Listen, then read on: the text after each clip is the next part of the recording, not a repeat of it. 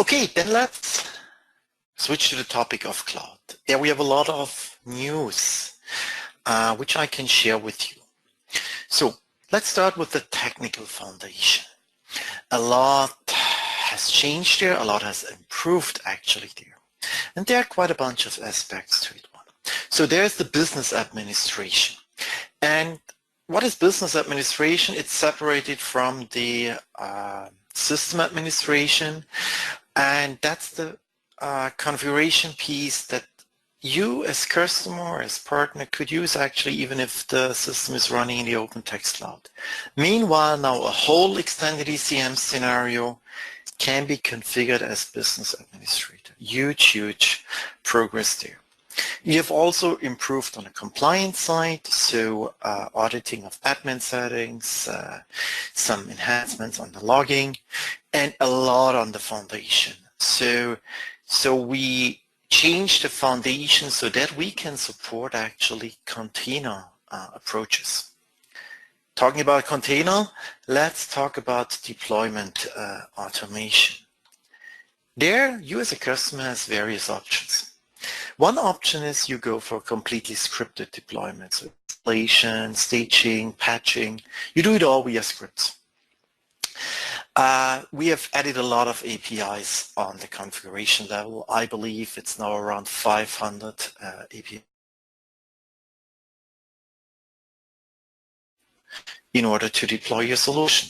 The other approach is Open Text System Center, a solution that has evolved over the last years. Talking about it soon. The third approach is the container approach. So using Docker containers in a container environment in order to run and operate your system. System Center. It allows you to get product information, to download the software, to deploy the software, even to stage systems, and to patch the system. As you get all the patches that are available in My Support, you see them and you can download them. And actually we will have really nice improvements in the October release. There it will be possible to synchronize a deployment. Means what? Let's assume you have several front-end servers, and then you need to guarantee that they're all on the same patch level. And now System Center is then capable to figure this out and to synchronize this to a master system. The other thing, big improvement which we are going to have there is then, let's assume you have a staged environment, a QA system, production system, then System Center is going to synchronize the patch level you have from the QA system to the production system. So no longer just going to the newest patch level. No, now you can really say, I'd like to have the patch level. I did all my tests in the QA system. I would like to have the same on the production system. And I'd like to share with you these quotes. So we have got really good feedback from customers and partners about System Center in the context of version 16.2. It helps a lot. So try it, use it. That's my message to you. The other approach is Docker containers. So happy to announce that we are going to ship Docker images from the product side. So in October, you will, if you are interested in, you can get Docker images for Content Suite, extended ECM, and then you can use Kubernetes to orchestrate and deploy this. On the run side, you have as well some options. So on-premise, you could use an offering like OnToast from Google or Red Hat OpenShift. We on the OpenText side in the cloud obviously are going to use this. But what is very important and very interesting for you is you could also use it, the Docker images, on hyperscalers, so on Google Cloud Platform, on Microsoft Azure, on Amazon Web Services, deploy and operate Content Suite Extended ECM on these hyperscalers. But now let's see this live. Giuliano is going to show us how you can manage contents with extended ECM via System Center, as well showing us how to use Docker. Perfect. Then let me show you System Center. System Center is an application to help to automate the deployments from end to end. Let me tell you what that means, end to end. So first, you can download our products from the product catalog. So from here, you can search from OpenText products. For instance, you can search for Content Suite, and then you can also download this software, the entire Content Suite bundle. You can also see what are the requirements for this software. But once you download the software, it's time to deploy the application. So with the what we call execution plans, you can create plans to build your deployment. So here I already have one example for this deployment, and I'll just add it and show its capabilities. So notice here that I'm executing a few tasks, like for instance, I'm installing Content Server for Linux, I'm setting up Content Server, I'm creating a directory, I'm installing directory servers for Windows, right? So you can create a predefined tasks to deploy the products that you have just downloaded. You can pass all the necessary parameters here to be executed, and you can also reorganize the tasks order as needed. And there are already many other pre-built actions that you can use to automate your deployment, like for instance, create a directory, extract or archive, and so on. Also, this is able to deploy those products not only in a single machine, but in multiple machines. So you can choose which machines you want to, which systems you want to execute those tasks, right? So for instance, I'm choosing one of those here. We have pre-register those systems in this environment, right? So they'll be just executed whatever you ask.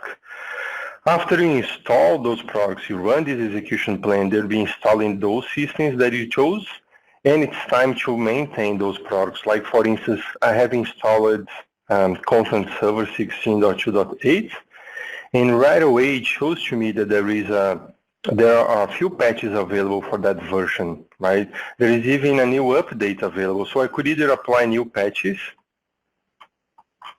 right? They are available for this version, or even apply a new update right away, out of the box, in all the respective language packs and patches.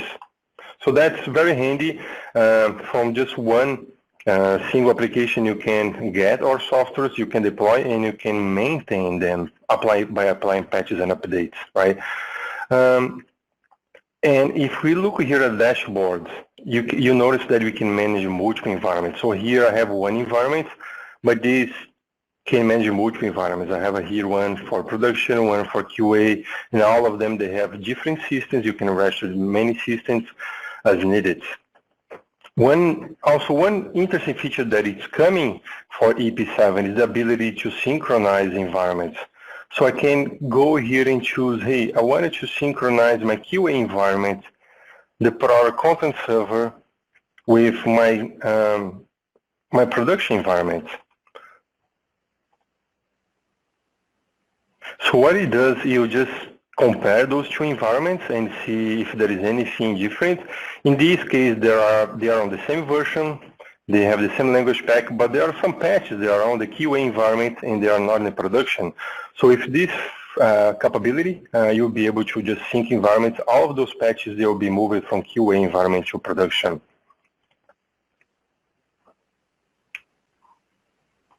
Now, what I want to show to you is the option if you want to use Docker containers.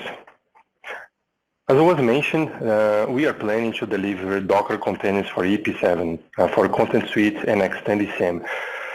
I have here, so right now I'm looking at the Google Cloud Platform as an example how we can deploy these applications.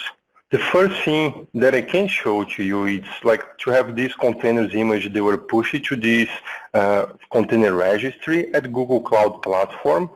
And I have a few components from the Content Suite or Extended SAM. I have Archive Center, Content Server, and OTDS. With the help of some manifest files, some scripts, you just deploy those containers in the Google Cloud.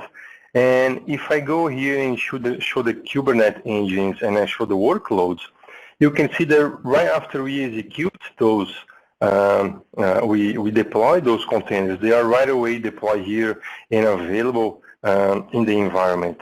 Right, so I have Archive Center, I have many types of content server instance, and I have OTDS in the respective database. We are using here Postgres as an example. But what is interesting is that for content server, we have only one container, but when we deploy, you have many types. We have front ends, we have admin server, so you can choose to scale and deploy those instance types or even agents as needed, right? So here I have one backend, one admin server, and I have one front end.